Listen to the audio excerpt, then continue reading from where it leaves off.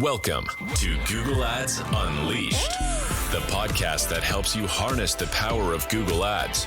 And now your host, Jeremy Young. Hello and welcome to this next episode of Google Ads Unleashed. Hope everyone is having a fantastic week. So this week I want to talk to you about something that happened to me, and it should serve you a little bit as a warning because naturally, I'm a business owner, agency owner, right? So I sit in an awkward seat between business owners like yourself who are probably listening, or of course, some will relate to me because you might be a Google Ads expert listening to this podcast.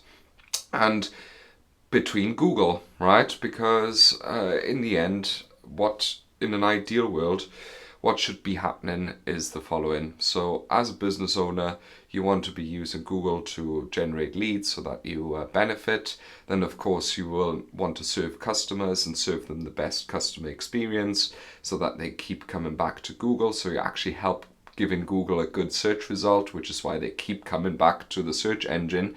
And we as advertisers make, obviously help our businesses as a result, right? So it's more or less like a triangle, a symbiotic. Yeah. The unfortunate truth, however, is that, and there's no other way to put it, that there is a sort of driving force, let's say, of corporatism, of just capitalist greed, there's no other way to put it, where Google is constantly striving to obviously try and satisfy their shareholders, try and make a lot more money. And of course they are, people are using Google more and more, people are using YouTube more and more. But what is happening as a result is that they are starting to go to measures, let's say, to add revenue to their sort of, to their quarterly results by applying shady practices, right? We've already seen this with PMax. So first of all, why was PMax even created? Of course, it was under the guise of making it simpler for advertisers to just create one campaign that can do it all, to sort of help new advertisers who don't know what to do to make it very, very easy to just create a campaign. It was there to sort of under the guise of AI, that AI will take care of the entire customer journey as long as you just provide the assets. The reality of the situation, though, is that Google makes its money from selling unused ad inventory. Google's realized that its most powerful ad inventory for a very, very long time has been, first of all, shopping and search. Yeah, that's undeniably the sort of channels that work the best and that work the best for all of our clients. But they also have a vast display network. They also have a vast video network, and they're trying to use that ad inventory, right? And what better way is there to devise a campaign type which forces users to use this ad inventory? And in comes PMax. So you can see there are certain steps, or another example, the push to broad match, right? So for a very, very long time, broad match hasn't been working really, really well. When it came out, it was laughable, right? It would generate terrible results. However, I've changed my mind a little bit. Over time, it has produced better results. We tested with a lot of partners to see if it does generate better results.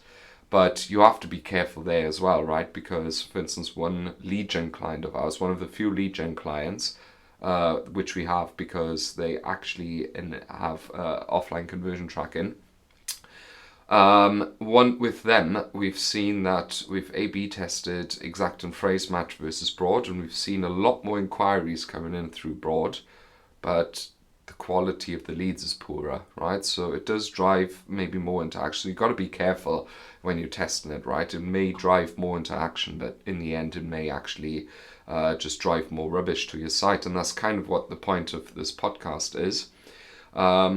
There's of this podcast episode rather, there is a continuing trend, a worrying trend of Google pulling levers where you are at sort of obviously their mercy, and at the same time which are just wasting your ad spend and which are producing worse results. Okay, so I want to tell you a story what happened then to me. So a couple of weeks ago, we work with a business. They sell furniture, outdoor, a specific kind of outdoor furniture.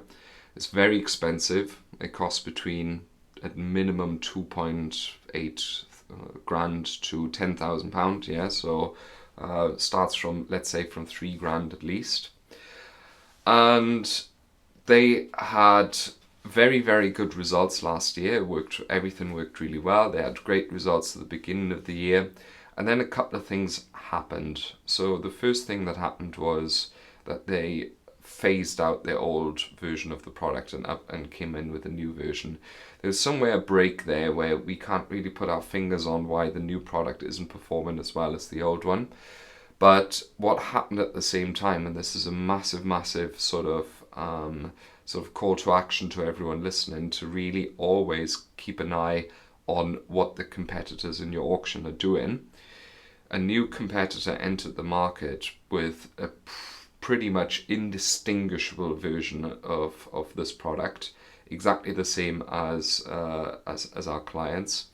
It cost half the money, right? So it's literally half the price. And when we're talking, people don't mind paying 10 or more, or 20 more.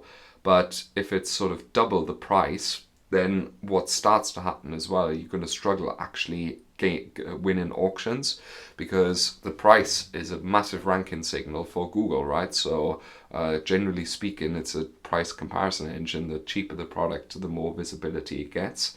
And our sort of client lost a lot of visibility. Then at the same time, what happened was this product was not only cheaper and indistinguishable, but the site was actually really good.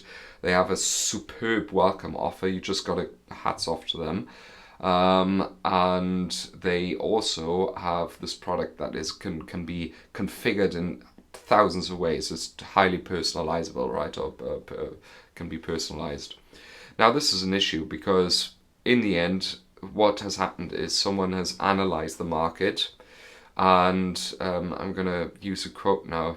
A friend of mine said to me that, and they zigged the market, and then you have to zag, right?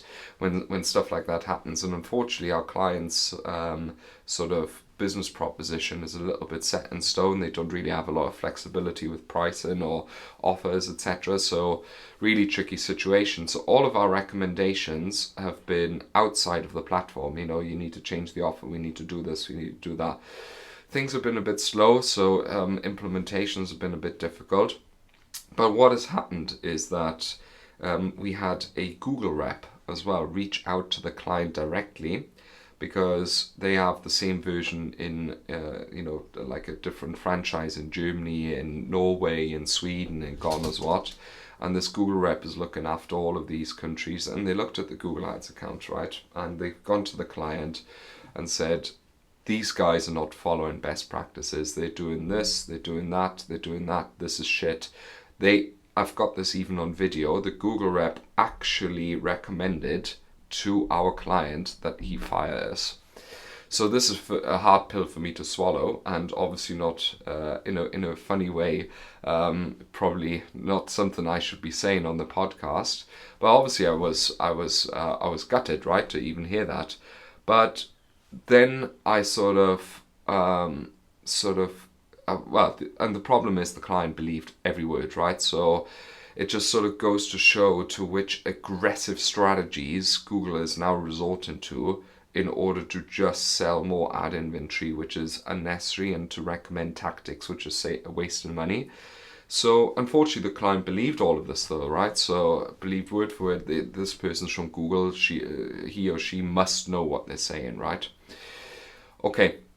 And you know what? I don't have any personal qualms with this person either. I thought she was quite intelligent. I'm just going to say she now, because it's easier. I thought she was super intelligent, had really a few good points. Like, she analysed as well that the conversion rate was down, so she saw the same issues that we were seeing. But her propositions were that it lies actually in the media buying, that the way we set up the account deviated too much from best practices, so it didn't work. Little did she know, however, is that the reason why this podcast exists, the reason why we exist, is that we deviate deliberately from best practices by Google, because we realize that Google sends out these best practices to all of our clients in the pursuit of just making more ad revenue, right? So to make more money. Our job is to save my clients money in order to get them the best result. And although the result wasn't there just because of outside reasons, but even that's what we do, right? We don't just like look at the ad platform and that's the end of it. We have to analyze everything that's going on around it. It was just a bit of a shit situation. So we went on the offensive. Okay, so what happened was the buying cycle is about 3 weeks with this product. So it takes about 3 weeks until someone sees an ad for the first time and then pulls the trigger. Pretty normal for such a high value product. So what we did, we flipped everything on the head. We said, listen, what we're going to do now is for June, we're going to absolutely implement everything that you recommend to us. That means applying broad match. That means adding, swapping out a couple of assets in PMax, which in the grand scheme of things makes no difference.